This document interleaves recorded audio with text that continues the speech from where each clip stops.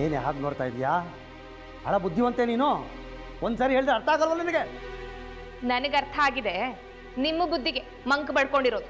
ವಾದ ಬೇಡ, ಇಲ್ಲಿ ನಾನು ಹೇಳಿದ್ದೆ ಅಂತಿಮ. ಸರಿಯಾಗಿ ಹೇಳ್ತೀನಿ ಕೇಳಿಸ್ಕೋ. ಪದೇ ಪದೇ ಹೇಳೋಕ್ಕಾಗಲ್ಲ ನನಗೆ. ಇನ್ಯಾವತ್ತು ನಿಮ್ಮ ಅಕ್ಕ ಲಲಿತನ ಮನೆಗೆ ನಿನ್ನ ಕಾಲಿಡ್ಕೊಡ್ದು ಅಷ್ಟೇ. ನಿಮ್ಮ ತಲೆಗೆ ಹುಳ ಏನಾರು ಸೇರ್ಕೊಂಡಿದ್ಯಾ? ಮಾತು, ಚರ್ಚೆ, ವಾದ ವಿವಾದ ಎಲ್ಲ ವ್ಯರ್ಥ. ಈ ವಿಷಯದಲ್ಲಿ ನನ್ನ ನಿರ್ಧಾರನೇ ಅಂತಿಮ. ಈ ಮನೆ ಯಜಮಾನ ನಾನು ಹೇಳ್ತಾ ಇದ್ದೀನಿ, ನೀನು ಕೇಳಿಸ್ಕೋಬೇಕು ಅಷ್ಟೇ. ಏನ್ ಕೊನೆ ನಿರ್ಧಾರ ನಿಮ್ಮ ತಲೆ? ಒಂದ್ಸಲ ನೀನ್ ಇಲ್ಲಿರೋದ್ ಬೇಡ, ಅಲ್ಲೇ ಬಿದ್ದಿರು ಅಂತ ಲಲಿತಕ್ಕನ ಮನೆಗೆ ದರ್ದರ ಅಂತ ಹೇಳ್ಕೊಂಡು ಹೋಗಿ ಬಿಟ್ಟು ಬರ್ತೀರಾ.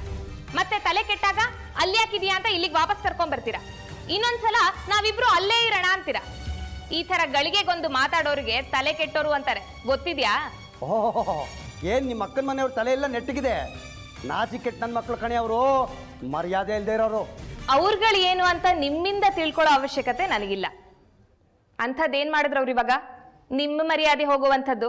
ಮನೆಗೆ ಹಿರಿ ಕಾಲದೆ ಹೋದ್ರು ವರ್ಷದಲ್ಲಿ ಷಡ್ಕ ಕಣೆ ನಾನು. ಆ ಮನೆಗೆ ಹೆಂಗೆ ಗೌರವ ತೋರಿಸ್ಬೇಕು ನನಗೆ? ಹಂಗೆ ನೋಡಕ್ ಹೋದ್ರೆ ಎಂಥ ಮರ್ಯಾದೆ ಮಾಡಬೇಕು ನನಗವರು. ಹಾಂ, ಎಂಥದ್ದು ಇಲ್ಲ. ನಾನು ಅಂದರೆ ಕಾಲ ಕಸ ಅವ್ರಿಗೆ. ನಾನು ಅಂದರೆ ಲೆಕ್ಕಕ್ಕೆ ಇಲ್ಲ ದರ್ವೇಸಿಗಳಿಗೆ. ಬೇಕಾ ಅಂತ ದರಿದ್ರದವ್ರ ಸಂಬಂಧ? ಮುಚ್ಚ್ರಿ ಬಾಯಿ, ಸಾಕು. ಹಾಡಿದ್ದೆ ಹಾಡಿದ ಕಿಸ್ಬಾಯಿ ದಾಸ ಅಂತ ಹಳೆ ರಾಗನ ಮತ್ತೆ ತೆಗಿಬೇಡಿ. ಮರ್ಯಾದೆ ಅನ್ನುವಂಥದ್ದು ಸಂಪಾದಿಸ್ಕೊಳ್ಬೇಕಾದ್ದು, ಈ ತರ ಅಧಿಕಾರ ಚಲಾಯಿಸಿ ಪಡ್ಕೊಳ್ಳುವಂಥದ್ದಲ್ಲ. ಅದೆಲ್ಲ ನಿಮ್ಮ ಮಂಕು ಬುದ್ಧಿಗೆ ಅರ್ಥ ಆಗ್ಬೇಕಲ್ಲ. ಏನು ನಿನ್ನ ಮಾತಿನ ಅರ್ಥ? ಅದನ್ನು ಬಿಡಿಸಿ ಹೇಳಬೇಕು ನಿಮ್ಮ ಯೋಗ್ಯತೆಗೆ. ಅದು ಸರಿ, ಅವರುಗಳಿಗೆ ನಿಮ್ಮ ಮೇಲೆ ಮರ್ಯಾದೆ ಮೂಡುವಂಥ ಯಾವುದಾದ್ರೂ ಒಂದು ಕೆಲಸ ನೀವು ಮಾಡಿದ್ದೀರಾ? ಹೇಳಿ ನೋಡೋಣ. ಅದನ್ನೆಲ್ಲ ನಾನು ನೆನ್ಪಿಟ್ಕೊಳಕ್ಕಾಗಲ್ಲ ಕಣೆ. ಅಷ್ಟಕ್ಕೂ ನನಗೆ ಬೇರೆ ಬೇರೆ ಬೇಕಾದಷ್ಟು ಕೆಲಸಗಳಿರ್ತವೆ. ಅದನ್ನೆಲ್ಲ ಬಿಟ್ಬಿಟ್ಟು ನಾನು ಇದನ್ನೆಲ್ಲ ನೆನಪಿಟ್ಕೊಂಡು ಬರ್ಕೊಂಡು ಲೆಕ್ಕ ಹಾಕೊಂಡು ಕೂತಿಲ್ಲ. ಆಹಾ, ನಿಮ್ಮ ಘನಂದಾರಿ ಕೆಲಸಗಳನ್ನ ನಾವು ಕಂಡಿಲ್ವಾ?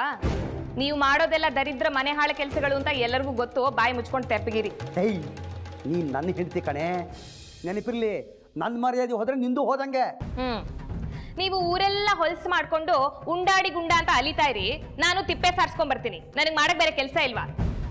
ನನಗೆ ನಿಮ್ಮ ದರಿದ್ರ ವರ್ತನೆಗೆ ತಾಳ್ಮೆ ಮೀರ್ತಾ ಇದೆ, ಜಿಗುಪ್ಸೆ ಹುಟ್ಟುತ್ತಾ ಇದೆ ನಿಮ್ಮ ಬಗ್ಗೆ.